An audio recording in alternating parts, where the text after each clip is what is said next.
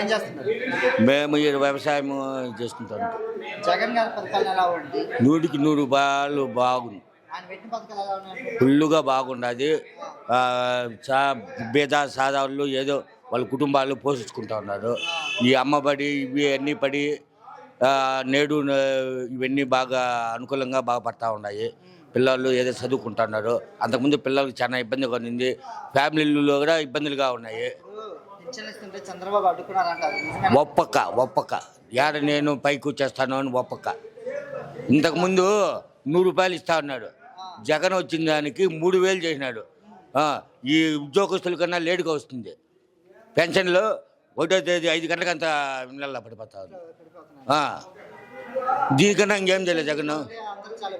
ఇబ్బంది పడుతున్నారు, చాలా ఇబ్బంది పడతారు. ఇప్పుడు వారం నుండి పెన్షన్లే లేదు పాపం. వారం నుండి తనకలాడుతున్నారు. వాళ్ళకి తిండిలే నీళ్ళులే. ఈ ఎండలకు అది ఎండలు ఎట్లున్నాయి ఆ మాదిరి కాల్ చేస్తూ ఉన్నాయి. చంద్రబాబు పవన్ కళ్యాణ్ వీళ్ళు ఏమి చేయలేరు జగన్ ముందర. ఏమి జరగదు, వేస్ట్. ఊరికి సీట్ల కోసం ఆశపడుతున్నారు అంతే. సీట్ల కోసం ఆశపడుతున్నారు. ప్రజలు అందరికీ తెలిసి ఇల్లు ఎందుకు తీసుకోవాలంటే ఇంతకుముందు వాళ్ళు చేసేది అభివృద్ధి ఏం చేస్తున్నారు వాళ్ళు. వాళ్ళు అంతకుముందు ఏం చేస్తున్నారు చంద్రబాబు వీళ్ళంతా ఏం చేస్తున్నారు. అప్పుడు ఉద్యోగాలు ఇంటికి ఒక ఉద్యోగం ఇస్తాను అన్నాడు. ఇచ్చినాడా? కొడుకు ఇచ్చుకున్నాడు. ఎవరికి బాబు వస్తే ఇంటికి ఒక ఉద్యోగం అన్నాడు. యాడిచ్చా ఎవరికి ఇచ్చా? కొడుకు మాత్రం. ఎందుకు ఇలా ఎన్ని పోస్టులు ఇవ్వలేదు?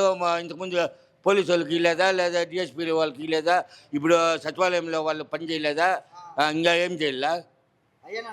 ఇప్పుడు చిన్న బండి వ్యాపారస్తులు అమ్ముకుంటా వాళ్ళకి డబ్బులు, మంగళాలకు డబ్బులు, చాకలకు డబ్బులు అమ్మ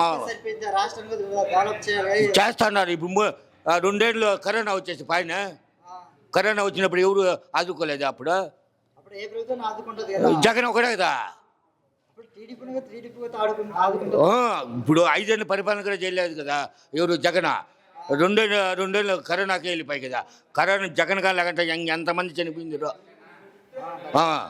జగన్ 100కి 100 భాగాలు బాగా చేసినారు, ఇంప్లిమెంట్ చేసినారు. మాకు రామచంద్ర రెడ్డి ఫుల్లుగా కంపల్సరీ. వైసీపీకి 170 రావాల కంపల్సరీ. 100కి 100 గెలిపించి తీరుతాము ఖచ్చితంగా.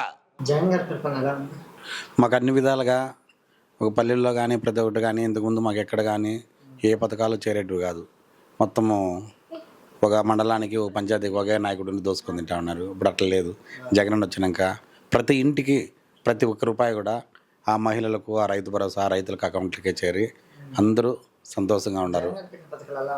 జగన్ గారు పెట్టిన నవరత్నాల పథకాలే ప్రతి ఒక్కరికి అమ్మఒడి కానించి, రైతు భరోసా కానించి, చేయూత కానించి, ఆసరా కానించి, వసతిదేవుని కానించి, విద్యాదేవుని కానించి ప్రతి ఒక్కటి వాళ్ళ అకౌంట్లోకి చేరుతూ ఎక్కడ కానీ దళారీ వ్యవస్థ లేకుండా ప్రజలకే అందుబాటులోకి వచ్చి ప్రతి ఒక్కరు ప్రశాంతంగా ఉంటారు. ఇంతకుముందు ఒక రేషన్ తీసుకోవాలంటే ఒక స్టోర్కి పోతే తెల్లవారిపోతే మధ్యాహ్నం దాకా కాసుకుంటారు. మళ్ళీ వచ్చేసి మరుసటి రోజు పోవాలా.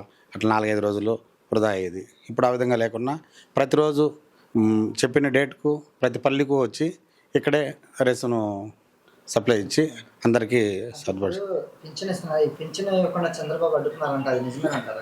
ఖచ్చితంగా నిజం కదా. ఇప్పుడు ఇంతకుముందు మేము వాలంటీర్లు వ్యవస్థారా, నేను ఒక సర్పంచ్గా ప్రతి ఒక్క మాకు నా పంచాయతీలో 16 మంది వాలంటీర్లు ఉన్నారు. పొద్దున్నే 5 గంటలకు స్టార్ట్ చేసి 7:30 క్లోజ్ చేసి ఇచ్చేస్తూ ఉంటుంది.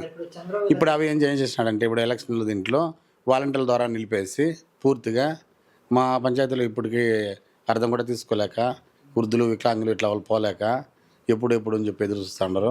దీనికి అంత కారణము చంద్రబాబు నాయుడు, పవన్ కళ్యాణ్. ఏం లేవు. ఆయన మా జగన్ అనుకుంటే దీన్ని వేరే రకంగా రుద్ది ఆయనకు చెడ్డ పేరు తేవాలని చెప్పేసి అనుకుంటున్నారు. కానీ ప్రజలు మోసపోరు. ఎందుకంటే ఆయన చేసిండే ప్రజా సంక్షేమ పథకాలు ప్రతి ఒక్కరికి అన్నీ చేరుతూ ఉన్నాయి కాబట్టి ఎక్కడ చూసినా జగనన్న నువ్వే కావాలి, జగనన్న నువ్వే రావాలని నినాదంతో జనాలు ఎదురు చూస్తూ ఉన్నారు ఎలక్షన్ కోసం. ఒక్క పథకం కూడా అయ్యాడు. ఇంతకుముందు ప్రజలకు ఇచ్చినారు చూడు, రైతు భరోసా, రుణమాఫీ చేస్తానని చెప్పి ఈ 2,000 రూపాయలు నిరుద్యోగ భృతి ఇస్తానని చెప్పి ఏ ఒక్కరికి ₹1 ఇవ్వలేదు. ఊరికే తప్పుడు మాటలు. గెలుచుకున్న దానికి ఎప్పుడెప్పుడు అవకాశం దొరుకుతుంది, అతనికి అవకాశం ఇవ్వరు, అతనికి ఎవరు ఛాన్స్ ఇవ్వరు. వాళ్ళకే ఒక కమ్మ వర్గానికి తప్పిన వాళ్ళు తప్పితే ఎవరు కూడా ఓటేసే పరిస్థితులు లేరు. ఎందుకంటే వాళ్ళు కులపిచ్చి కమ్మ అనేవాళ్ళు చంద్రబాబు నాయుడుతో మా నాయుడు అని చెప్పి ఒక కులపిచ్చి, అంతేగాని దాంట్లో కూడా ఉండే పేదలకు కూడా జగనన్న 15,000 రూపాయలు నిరుద్యోగ భృతి అని చెప్పేసి వాళ్ళు కూడా ఈబీసీ ద్వారా వాళ్ళు కూడా కమ్మ వాళ్ళలో కూడా పేదవాళ్ళు ఉన్నారని చెప్పేసి వాళ్ళు కూడా అందించడం జరిగింది. కానీ నీతి లేదు, వాళ్ళ దగ్గర నీతి లేదు. ఎవరి వల్ల ఏమి కాదు. ప్రజలు ఇప్పుడు రాని చెప్పి ఒక ఎస్సీ ఎస్టీ బీసీ ముస్లిం మైనార్టీస్ అంతా అతనికి ఇప్పుడు ఎలక్షన్ వస్తుంది అని కాసుకో ఉన్నారు. ఎటువంటి పరిస్థితులు జరగదు, ఏం కాదు. ఆమె ఒక పనికిరాంది అంతే. ఆమె చంద్రబాబు నాయుడు కోర్టు. ఇప్పుడు జగన్ గారు వస్తే ఇంకా రాష్ట్రాన్ని ఏ విధంగా డెవలప్ చేస్తారు? ఇంకా అభివృద్ధి చెంది ఎక్కడ కానీ పేదరికం లేకుండా పేదరికం నిర్మూలించేదానికే అతను రావడం. ఆయనకేం తిండికి లేక గుడ్డకి లేక రాష్ట్రం అంతా తిరిగి ఆడాడ పల్లెల్లో పనుకోవాల్సిన అవసరం లేదు. ప్రజల కోసమే ఆ రోజు చెప్పినాడు, నాయన ఒక అడుగు ముందుకేస్తే నేను 2 అడుగులు ముందుకేసి ప్రజలకు కష్టాలు నేను తీరుస్తానని చెప్పేసి ముందుకు రావడం జరిగింది. చంద్రబాబు నాయుడు చెప్పిన చేయడు, జగన్మోహన్ రెడ్డి నవరత్నాల పథకంలో ప్రతి ఒక్కటి చెప్పిన 99% చేసినాడు కాబట్టి జగన్ నమ్ముతాం. మరి మీకు ఎమ్మెల్యే ఎవరు? మాకు ఎమ్మెల్యే పెద్దిరెడ్డి రామచంద్రారెడ్డి గారు.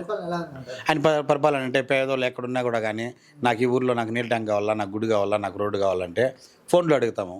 ఇంటికి పోతే తిరుపతి పోతే కూడా ఎందుకు నువ్వు వచ్చింది, నువ్వు ఫోన్లో చేస్తాను కదా అని చెప్పి. మాది ఎస్సీ కాలనీ, మా చరిత్రలో మాకు ఎప్పుడు గుడి కట్టుకోలేదు. స్వామి మాకు గుడి కావాలి ఈ ఊరికంటే, ఒక 6 నెలల గుడి నేను చేయలేను, మీరే చేసుకోండి, మీకే డబ్బులు ఇస్తానని చెప్పేసి మేము చేసుకున్నాము. మాకు ప్రతి ఒక్క ఇంటికి కూడా కుళాయి కానీ నీళ్లు కానీ ఎవరికి కూడా కానీ మా పంచాయతీలో 16 పల్లెలు ఉన్నాయి. ఏ ఊర్లో కానీ నీటి సమస్య లేదు. ఎవరు ఎందువల్లంటే నాకు రామచంద్రారెడ్డి నాకు అన్ని విధాలుగా సహకరిస్తున్నాడు కాబట్టి ఏ ఇబ్బంది లేదు. ఎమ్మెల్యేనా 1,00,000 ఓట్ల మెజార్టీతో గెలుస్తాడు. ఒక్క వైసీపీనా 175కు 155 పైన గెలిపిస్తాం. మేము అందుకే కాస్తా ఉన్నాము. ఎప్పుడు ఎలక్షన్ వచ్చేది, నేనే కాదు మా ఎస్సీ ఎస్టీ బీసీ ముస్లిం మైనార్టీలంతా కూడా ఎప్పుడు ఎలక్షన్ వచ్చేది అని చెప్పి వేస్తున్నాము. ఇప్పుడు ఈ పొత్తుగా వీడు చంద్రబాబు నాయుడు పవన్ కళ్యాణ్ ఇప్పుడు బీజేపీతో పొత్తు పెట్టుకున్న దానివల్ల మాకే లాభం కానీ వాళ్ళకేం లాభం లేదు. మంచిది.